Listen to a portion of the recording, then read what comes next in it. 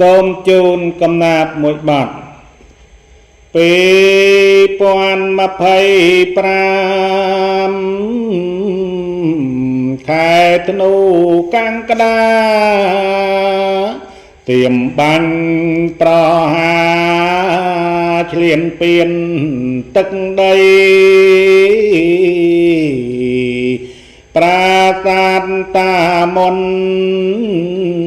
តន្ទ្រានតាក្របីចៅទៀម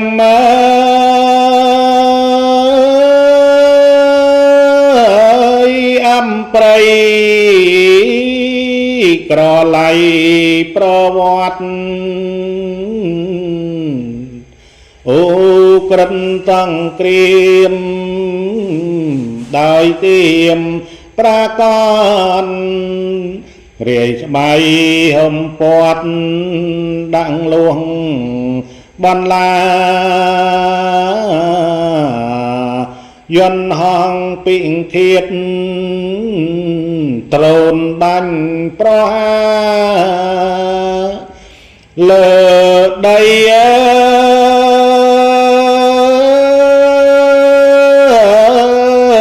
ខេមរាបាញ់ផ្លោងរាល់ថ្ងៃមានជ័យប្រៃច័ន្ទចៅទៀមឬចាវាយប្រាសាទកណាទំលាំងក្របបែងទៀមបាញ់តែងពលប្រាប់ទៅលោកាច្បាប់នៅ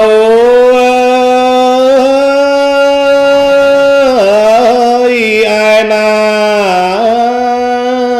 លើអន្តរជាតិឯង16រូទំលាក់ក៏បែកលន់ស្ទើបាំងមេឃផ្ដាច់ផ្លូវផ្ដាច់ស្ពានតាមឡាប់ក្មេងចាស់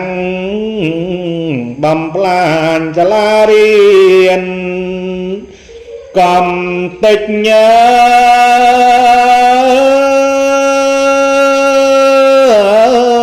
វត្តអារា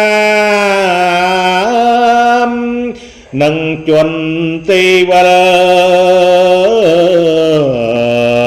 ធៀងសឹកយប់ថ្ងៃផិតភ័យផ្លិចក្លៀនដោយសារចៅទៀមប្លន់យកដីខ្មែរមរតកដូនតាធ្លាប់នៅសុខជាប្រាសាទណា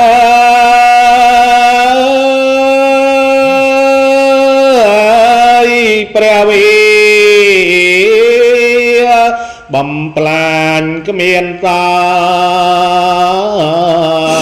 ល់កូនព្រាត់ឪពុកគាត់ទៅការពារដេញពួងចៅមេឆ្លៀនពៀនទឹកដីឪពុកព្រាត់ម៉ែព្រួងច្បាំងក្រុមគ្រាស្ដាច់ទៀម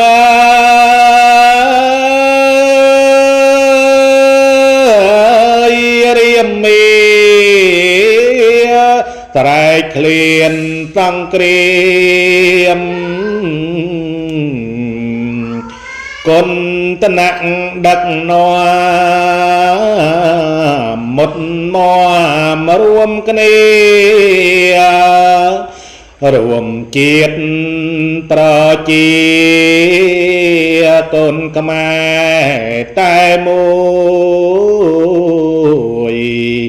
đang ca tô tâm pon rùa mùi rọc cho bạp mới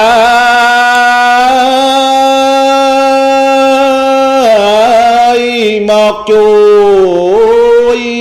cụp crong lô cây